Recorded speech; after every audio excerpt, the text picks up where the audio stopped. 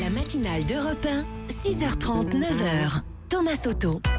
Le débrief de la matinale, les temps forts de ce que vous avez entendu ce matin sur Europe 1. La polémique sur le burkini continue encore et encore. Écoutez la réaction de Najat Vallaud-Belkacem. La ministre de l'Éducation était l'invitée de Jean-Pierre Elkabbach tout à l'heure à 8h15. Je suis contre le burkini. Enfin, je crois que vous connaissez suffisamment mes convictions féministes pour savoir que mon rêve de société, c'est une société dans laquelle les femmes sont libres et fières de leur corps. Maintenant, si vous me demandez si je juge pertinente la place qu'a prise la polémique autour du burkini ces dernières semaines, la réponse est non. Moi, je pense par exemple à la prolifération des arrêtés anti-burkini. Le Conseil d'État se prononcera cet après-midi, vous l'avez rappelé. Moi, j'estime que cette prolifération n'est pas bienvenue. Je pense qu'il y a là une dérive qui est dangereuse.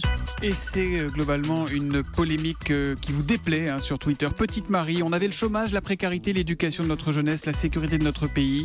Et puis un jour, il y a eu le burkini, ou encore Théo Tim Tessa, toujours sur Twitter avec le hashtag un matin.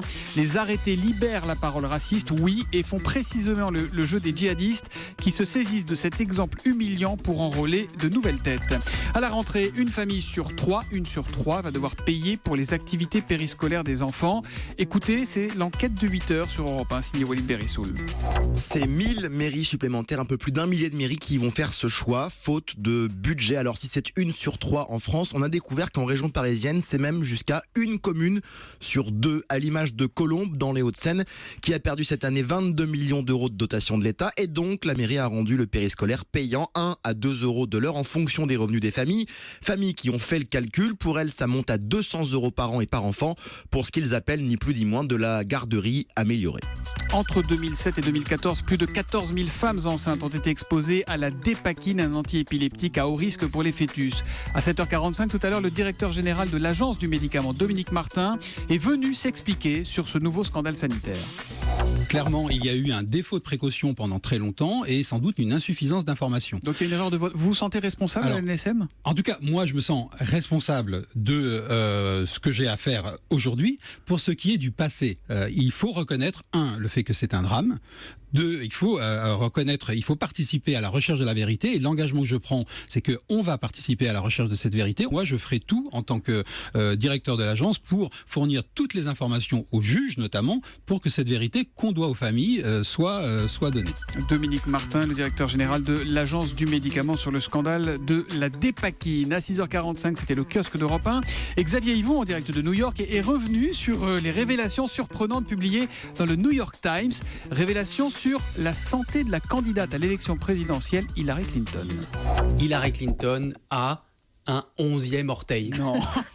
Ça paraît farfelu et ça l'est. Ce qui est moins farfelu, c'est que le journaliste qui fait cet édito utilise la même argumentation absurde que certains opposants d'Hillary Clinton, des adeptes de la théorie du complot qui assurent que l'ancienne First Lady est malade. Ça devient un argument de campagne, ça. Ouais. Exactement. Sa santé défaillante l'empêcherait d'être présidente. Et les preuves, vous les trouvez donc sur Internet avec parfois des vidéos totalement délirantes, dont une qui compile toutes les fois où Hillary Clinton tousse, ça donne ça.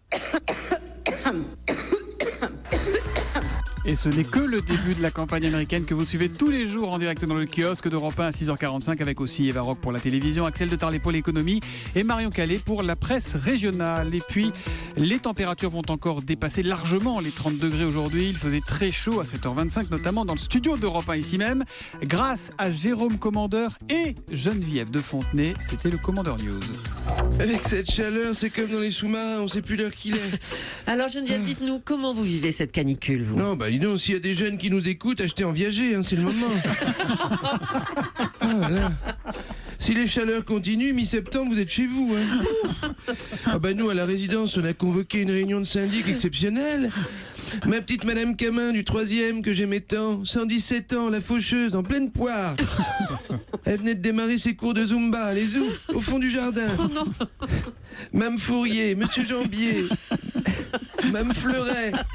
Ah bon, Mme Fleuret aussi ? Oui, Anna Lessam sur Go Voyage, à dégager. Oh là là, ils sont tous morts à la même heure, en plus, au beau milieu de questions pour un champion. En plein 4 à la suite, qui a jamais aussi bien porté son nom d'ailleurs.